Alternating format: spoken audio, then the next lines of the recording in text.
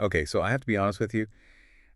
Usually when we sit down to record these deep dives, uh, I have a pretty good handle on where the world is. Right. I read the news and I check the feeds, and I generally feel, oriented. Sure. But after reading through the stack of reports we have for today for this deep dive, I, I mean, I feel like I've been looking at a map of a world that just does not exist anymore. It is a profoundly disorienting moment. I think that is a very fair way to put it. It really feels like we are standing on the edge of a cliff, looking down and realizing we might have actually slipped over the edge about 3 days ago, and we just haven't hit the bottom yet. Yeah. Because we were talking, of course, about the massive breaking news, which is the joint U.S. and Israeli attack on Iran. It is the only story in the world right now. But what is interesting and honestly terrifying is that if you watch the cable news coverage of this, it is all very tactical. Right, exactly.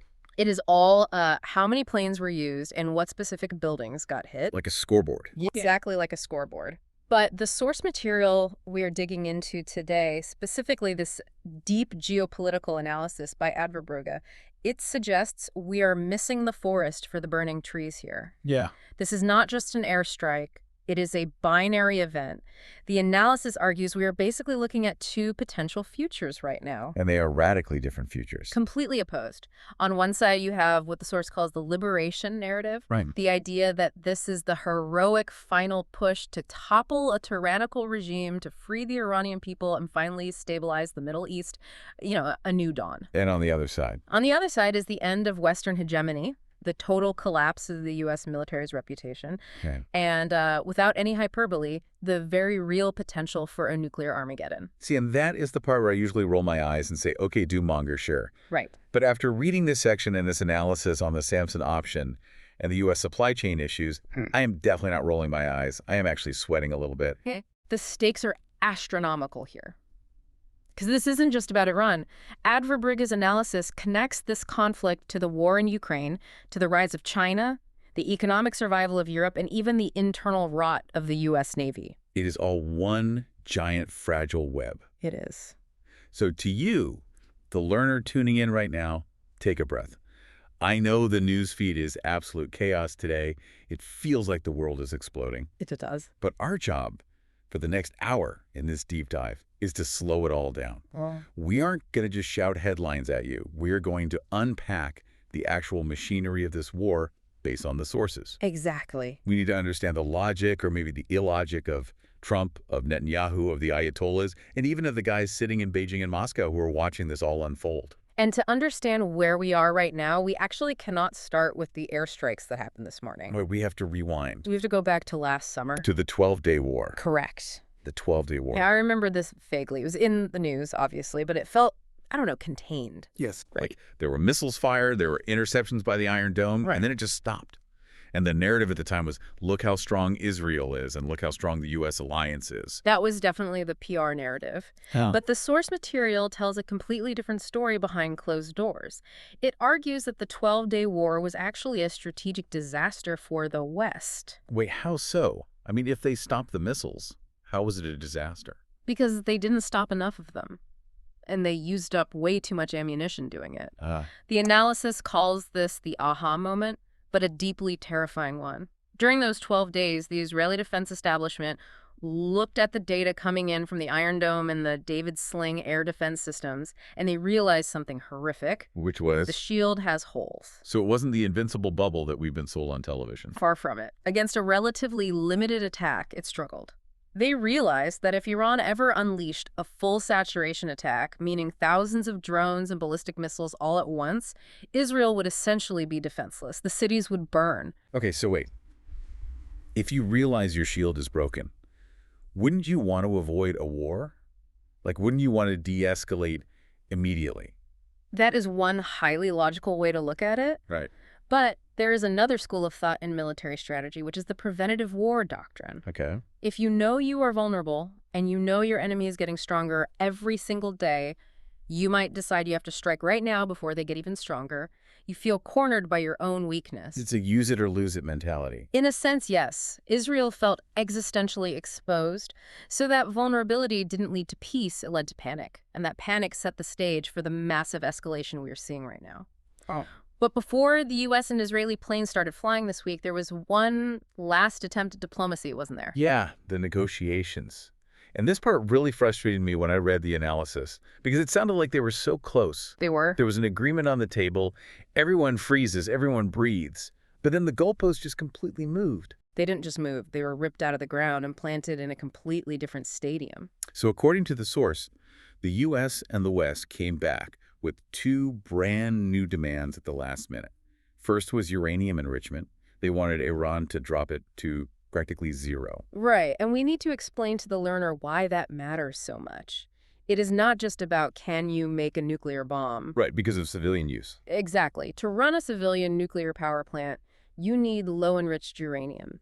If you force a country to drop below that specific level, you are effectively telling them you are not allowed to have a nuclear energy sector at all. Which is a humiliation. It's a total humiliation, and it kills a massive domestic industry. Okay, so that is insulting to them. But maybe they could swallow that pride if it meant avoiding a massive bombing campaign. But the second demand, that was the real deal breaker. The ballistic missile ultimatum. They demanded that Iran give up its long-range missiles entirely. And look, I am sitting here in a comfortable studio in the West.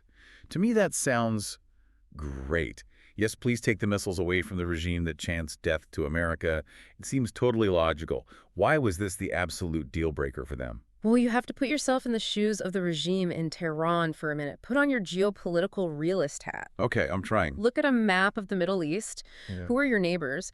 To the west, you have Israel, which is a nuclear-armed state that openly hates you. Right. You have U.S. military bases surrounding you in Iraq, in Kuwait, in Bahrain, in Qatar. You have Saudi Arabia, which is your historic religious and political rival, and they are armed to the teeth with advanced American weapons. Okay, so I am completely surrounded. You are surrounded. Now look at your own military. No. Your Air Force, it is literally flying F-14 Tomcats from the 1970s. Wow. They belong in an aviation museum. They do not belong in a modern dogfight. Yeah. Your Navy is mostly speedboats. You cannot fight a conventional symmetric war against the United States or Israel. You would lose in an hour. So the missiles are... The missiles are the only reason you haven't been invaded yet. They are your sole deterrent. They are the loaded gun you keep under your pillow. Wow. So when the U.S. negotiators walk into the room and say, hey, hand over all your missiles, and then we promise we'll be nice, what does the Iranian regime actually hear? They hear, hand over your gun so we can shoot you safely. Exactly. It is a suicide note. No rational actor, even an evil one, would sign a deal that guarantees their own complete defenselessness. And the source material argues that the West absolutely knew this. They knew Iran couldn't say yes. They knew it was an impossible demand. So the diplomacy was what, just theater? Or a pretext. A convenient way to say, look, we tried diplomacy before doing what they actually wanted to do anyway. Because remember, while this diplomatic drama is happening in Europe, the domestic situation inside Iran was completely melting down. The pressure cooker. Yes. The source describes a country right on the brink of collapse. The currency, the real, was in free fall. And we aren't talking about inflation is up 5%. We are talking about the money is literally worthless. The report mentions hunger. Actual widespread hunger. There were massive protests in January. People were starving in the streets. The Western sanctions had successfully strangled the economy. So Trump and Netanyahu are looking at this internal chaos and thinking one push. Just one hard shove and the whole house of cards collapses. That is the ultimate gamble here. The theory of regime change. Right. They genuinely believed that if they attacked, the Iranian people wouldn't rally around the flag. They would rally against the regime. They would look up and see the American planes, not as foreign invaders, but as liberators. And there was a lot of noise in Washington pushing this exact view right. The source calls out the Israel lobby pretty aggressively. It specifically names Senator Lindsey Graham. It notes he has been in Trump's ear for years singing the exact same song. Strike now, they're weak, do it now. It really feels like all these vectors, the failed nuclear deal, the weak Iron Dome causing panic in Israel, the internal Iranian economic crisis, the heavy lobbying, they all just converged on this one single moment. They did. And then someone lit the match. The assassination. All right, moving into section 2 here, the spark. The target of the first strike was the supreme leader. The report refers to him as Gam Garnish. Now, we have seen decapitation strikes by the U.S. before, but this one feels vastly different. It is different because of who he is. He is not just a military general. He is the religious and political head of the entire state. But let's play devil's advocate here for a second based on the text. The guy was a dictator. A lot of people inside and outside Iran are very glad he is gone. Morally speaking, you can make a pretty strong case that the world is a better place without him. And Adverbrief doesn't dispute that at all. The analysis is not defending the man's morality, it is questioning the strategy. Right. There is a massive geopolitical difference between he deserves to die and killing him helps us win the war. And this brings us to the martyrdom theory in the text.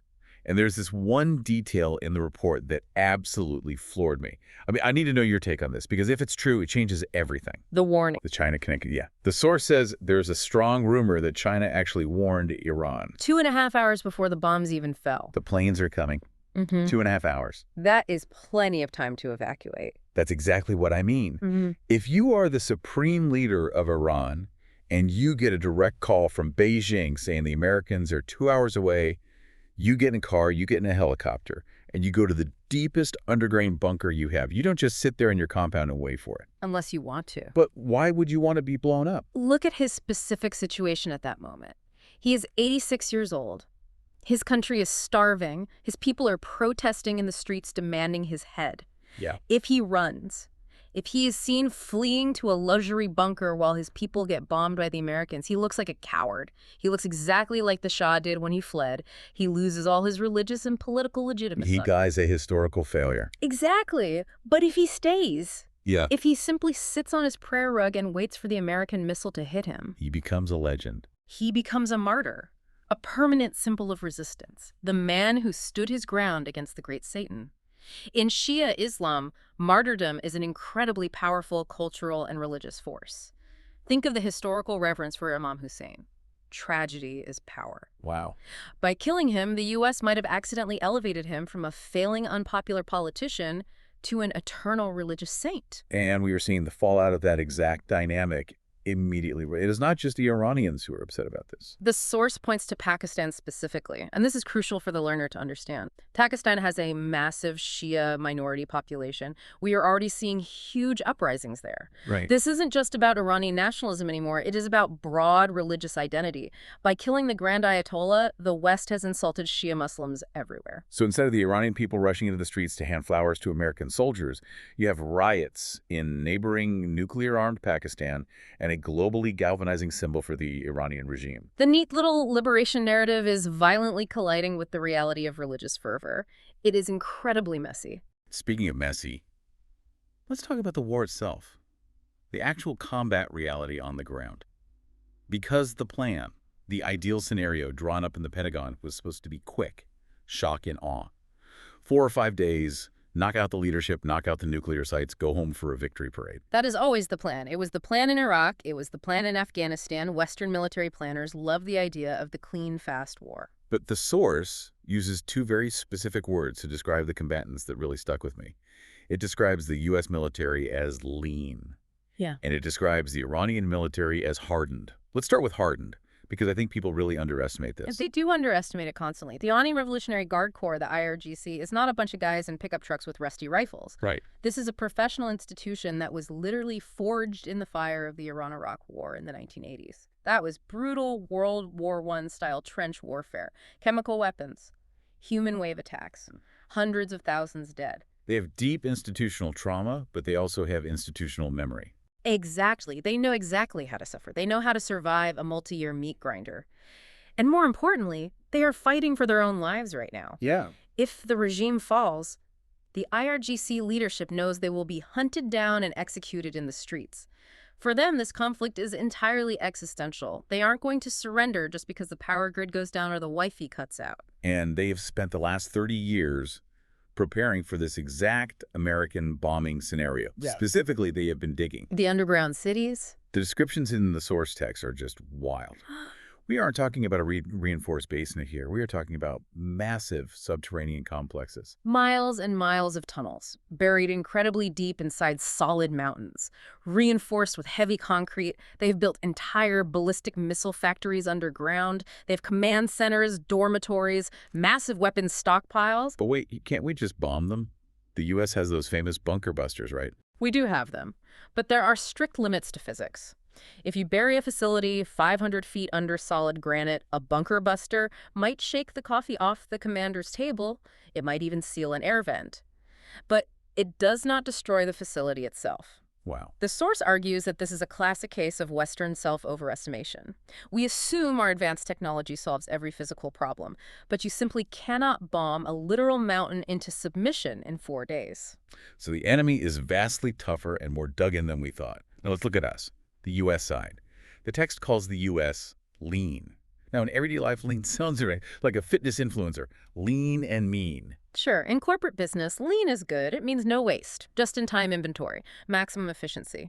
But in war, lean is a complete disaster. Because war is inherently wasteful. War is chaos. Lean means you have absolutely no margin for error. And the specific error highlighted in the analysis here is the supply of air defense interceptors, the Patriot missiles. We are running out. We are running out incredibly fast. The text notes we burned through a huge percentage of our reserve stock during that 12-day war and in the ongoing Red Sea operations protecting commercial shipping. And I assume you can't just pop down to the factory and buy a crate of Patriot missiles overnight. It takes roughly 2 years to build a single Patriot missile. 2 years. The production lines are very slow and highly complex. So if this war lasts longer than a couple of weeks, which it clearly will, the U.S. and Israel literally run out of bullets to shoot down the incoming Iranian fire. That is a terrifying logistical reality. But there is also a deeply human reality to this leanness. And I have to bring up this specific story for the report. I almost thought it was a joke at first when I was reading it, but the detail is too specific. The USS Gerald Ford. Ah, yes, the toilet situation. Yeah. We have the most advanced, expensive warship in human history, a nuclear-powered floating city. And the American sailors are intentionally clogging the toilets. With their own underwear. And T-shirts. Why? I mean, it sounds like a weird frat house prank. But the analysis says it's much, much darker than that. It is not a prank. It is a form of protest. It is essentially mutiny by plumbing. Mutiny by plumbing. Think about the daily life of those specific sailors. They have been deployed at sea for months and months on end. Their tours just keep getting extended with no end in sight. They are completely overworked, severely sleep-deprived, and they're being asked to fight a war they don't necessarily even believe in. It's a sign of a force that is just breaking mentally. It is deeply symbolic of the broader issue. When the crew of your premier flagship aircraft carrier is so deeply demoralized that they are intentionally sabotaging their own basic living conditions just to express their frustration. Yeah. That machine is not ready for a major war. It is an exhausted force. It really bursts the bubble of the invincible American armada. It's really just deeply tired people on a very expensive boat that currently smells like sewage. And that precise weakness leads us directly into Section 4 of the analysis. Iran knows the U.S. military is tired. They know the American supply lines are incredibly thin, so they are not fighting the fast conventional war the U.S. wants to fight. They are fighting what the source calls the outlasting war. The asymmetric strategy. Right. Notice what actually happened on day one of this conflict. Did Iran fire every single missile they had in their arsenal? No. The source explicitly says they held back. Exactly. They are escalating very slowly and deliberately. Day 1, they hit targets in 7 different countries. Day 2, they expanded and hit targets in 9 countries. And the targets they are picking, they aren't just military bases, right? They hit luxury hotels in Dubai. They hit civilian airports as far away as Cyprus. That is brutal, but it is highly strategic from their perspective. If you bomb a 5-star hotel in Dubai, you instantly kill the tourism industry. You destroy the economic foundation of the UAE overnight. You make the actual cost of being an American ally completely unbearable for these countries. Precisely. You make the local population of Dubai or Riyadh look at their own leaders and scream, "Stop helping the Americans, it is destroying our country." It is political warfare executed via high explosives. But the biggest economic weapon they have, according to this deep dive, isn't even the missiles. It is the geography. The Strait of Hormuz. The absolute jugular vein of the global economy. The report says it is effectively closed right now. Ships are literally burning in the water. 200 massive oil tankers are just sitting at anchor, refusing to move an inch. And here is the slightly boring financial detail that actually matters way more than the military explosions.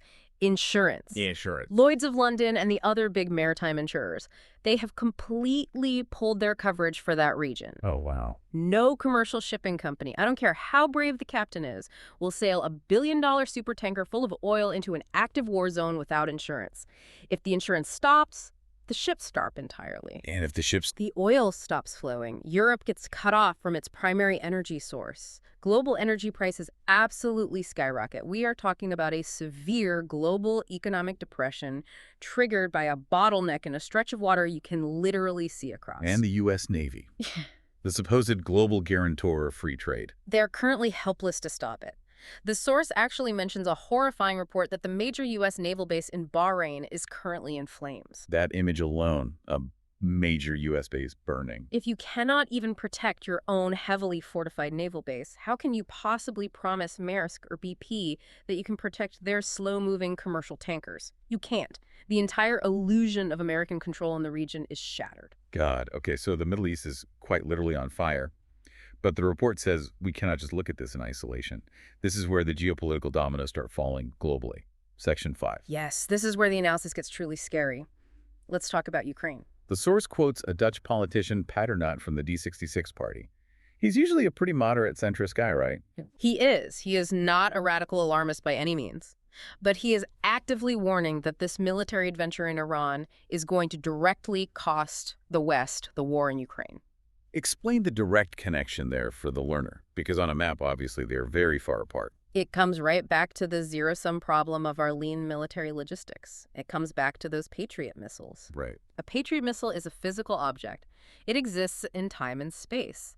If you put it on a cargo plane and send it to Tel Aviv to protect Israel from Iranian drones, it physically cannot be in Kyiv protecting a Ukrainian power plant from Russian cruise missiles. We basically have to choose who lives. We have to choose. And historically, politically, the United States always prioritizes the defense of Israel. That means the vital supply line to Ukraine is drying up right this second. And the Russians obviously know this is happening. Of course they do. They are watching closely.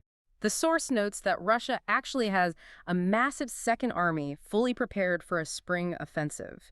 They have been quietly hoarding men and material for months. They are sitting there watching the CNN coverage of the Middle East and cheering. Because while the entire Western apparatus is distracted looking at Tehran, they can just roll right over the depleted Ukrainian lines. The West simply does not have the industrial manufacturing capacity to fight two high-intensity artillery and missile wars at the exact same time. We literally do not have the ammo. Wait, so attacking Iran might directly lose us Ukraine. That is a remarkably heavy realization. It is the brutal interconnected nature of modern geopolitics. But if you think that is bad, you have to look east. The big one, China. China is the ultimate strategic opportunist here. They are looking at the global chessboard. They see the U.S. Navy heavily tied down in the Persian Gulf. They see American aircraft carriers taking battle damage or dealing with internal mutinies. Right. They see the finite U.S. stockpile of precision weapons being rapidly emptied into the Iranian desert. And they look right across the Strait of Taiwan. They look at Taiwan and they think the global sheriff is busy right now. The source suggests this could significantly accelerate their timeline for an invasion. Drastically accelerate it. Adverbruga's analysis suggests they might actually move militarily within the year. Within the years. If the United States is deeply bogged down in a losing, messy, wildly expensive regional war in the Middle East, are they really going to start World War III over an island in the Pacific? China might gamble that the American answer is no. So we're essentially looking at a simultaneous three-front global crisis: Middle East, Europe, and Asia. And we are currently struggling just to handle the very first one. It feels like the real-time collapse of an entire global system, the Pax Americana stretching and stretching until it finally snaps. It really feels like the walls are closing in rapidly. And I really hate to do this to you, the learner. We haven't even talked about the ultimate nightmare scenario yet. The thing that Adverbrug puts at the very end of his geopolitical analysis, the nuclear threshold. Section 6, the most dangerous part. I want to walk through this specific logic very slowly, because I want the learner to understand that this is not a science fiction movie script. Yeah. This is a highly logical chain of military events. Okay, let's trace it. Step 1, the war in the Middle East drags on. The U.S. cannot secure a quick, clean victory. Check. That's already happening. Step 2, the U.S. and Israel run out of defensive interceptors. The Patriot stockpiles are gone. The supply ships from America are completely empty. Check. Math dictates that happens soon. Step 3, Iran sees that the defensive shield is finally down, so they unleash the full, sustained barrage. Thousands and thousands of heavy missiles at once. And the Iron Dome.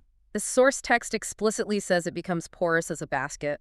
It is technologically overwhelmed by the sheer volume. It collapses. So now heavy ballistic missiles are actually hitting Tel Aviv, they're hitting Haifa, they're hitting incredibly dense civilian population centers. At that point, Israel faces a true existential threat. They are looking at the literal destruction of their state and their people. And historically speaking, when a nuclear-armed power faces the total destruction of their state, They look to their ultimate deterrent, the Samson option. can you explain that specific term for the learner? I have heard it thrown around, but I don't know the actual history behind the phrase. Of course, it refers to the biblical figure Samson. According to the story, he was captured by his enemies, the Philistines. He was blinded, and he was chained to the pillars in their main temple. Okay. In his final act, he used his remaining strength to physically pull the massive pillars of the temple down. He crushed his enemies, but he intentionally killed himself in the process too. Let me die with the Philistines. Exactly. The Samson option is the unwritten Israeli military doctrine that says if Israel goes down, we are taking everyone else down with us. But the source argues they might use nukes not just as a final apocalyptic act of spite, but actually as a tactical remedy to stop the war. A tactical battlefield use, yes. Imagine a relatively small-yield nuclear weapon used to completely wipe out a massive Iranian troop concentration or to instantly vaporize a key underground command facility. Right. The strategic idea is to profoundly shock the enemy into stopping immediately. To graphically say, back off right now, or the entire world ends today. But once you cross that ultimate line, once a nuclear weapon is used in anger for the first time since 1945. You open Pandora's box permanently. Yeah. We have absolutely no idea what happens the day after that. Yeah. That is what the source calls the Armageddon risk. Yeah. How does Vladimir Putin react to a nuclear strike in his region? You have thousands of nukes. How does Xi Jinping react? How does Pakistan, which we know is already rioting, react? You simply cannot put the nuclear genie back in the bottle once it's out. It creates a reality where nuclear weapons are just seen as viable battlefield tools. And that is a world that probably does not last very long for any of us. Okay. That is incredibly heavy. I think we all need to take a second to process that. It is the heaviest possible geopolitical reality. Let's try to pull back from the literal edge of the apocalypse for a moment and look at where we are based on the whole deep dive. We are watching a political gamble, this neoconservative idea of regime change that seems to have backfired spectacularly on every level. It was sold to the public as a surgical operation. Instead, it is playing out like an amputation without any anesthesia. We have exposed to the world that our military is lean but ultimately fragile. We have managed to turn a deeply unpopular dictator into a revered global martyr. Yes. We have alienated our regional allies by destroying their economies. We have left Ukraine completely open to a Russian spring offensive, and we have potentially signaled to China that the door to Taiwan is wide open. That is the grim scorecard of this specific policy. You know, the source makes this one really interesting philosophical distinction near the end. It talks about the massive difference between a just war and a smart war. This is perhaps the key intellectual takeaway for me from Adverberg's analysis. You can absolutely win the moral argument here. You can scream from the rooftops that the Iranian regime is deeply evil, that they violently oppress women, that they fund global terror networks. Right. You can be 100% morally right about all of those facts. But being morally right does not magically stop a ballistic missile from hitting your ship. Exactly. You can be morally right and strategically dead at the exact same time. The analysis points out that leaders like Trump often operate by what it calls the law of the jungle. Yeah. He routinely ignores formal international law. He fundamentally believes that raw military might makes right. But the inherent problem with living by the law of the jungle is... Sometimes the bear eats you. Exactly. Sometimes the bear eats you. So what is the actual end game here? Yeah. Let's say by some sheer miracle of logistics, the U.S. manages to brute force this operation. Right. The Iranian regime finally collapses. Khamenei is dead. Yeah. The IRGC is completely scattered into the mountains. What is actually left? That is the final, very dark thought that the source material leaves us with. What if a stable democracy was never actually the goal? Wait, what do you mean by that? The analysis hints that maybe for the Israeli defense establishment, a democratic, strong, unified Iran isn't the preferred outcome. A strong Iran, even a democratic one, is still a major regional competitor. Okay, so what do they want? Maybe the actual preferred outcome secretly is the Libya model. Pure chaos. A completely failed state. Local warlords controlling different regions, endless sectarian violence, a country of 88 million people that is so incredibly busy fighting a brutal civil war against itself that it can never project power or threaten its neighbors ever again. It permanently solves the external security problem for Israel. But it intentionally creates a generational humanitarian nightmare for the people living there. And a massive terrorism incubator for the rest of the world. We literally saw exactly what happened when we intentionally broke the state of Iraq. We got ISIS. We saw what happened when we bombed Libya. We got open-air slave trades and a Mediterranean migration crisis that destabilized European politics. If we intentionally break Iran, a massive complex country of 88 million people, and turn it into a Somalia-style failed state, the global blowback will be absolutely unimaginable. I really don't think the West is ready for that reality. I don't think the politicians planning this specific war in their safe, air-conditioned rooms in D.C. have truly calculated the horrific cost of 88 million people having their entire nation destroyed. Well, I really wish I had a happier bow to tie on this package for the learner. But I think the actual value of a deep dive like this isn't about making us feel warm and fuzzy. It is about making us see the world clearly. Knowledge is the only real defense against panic. If you truly understand the hidden machinery of these geopolitical events, you can at least try to navigate the chaos. Exactly. We're going to keep watching this closely. We're going to keep reading the dense analyses and the reports that aren't making the front page of the cable news sites. And we will be back with more updates as this terrifying cliffhanger continues to unfold. Stay safe out there, everyone. Thanks for listening. And to you, the learner, keep asking questions, even the really scary ones. We will see you in the next deep dive.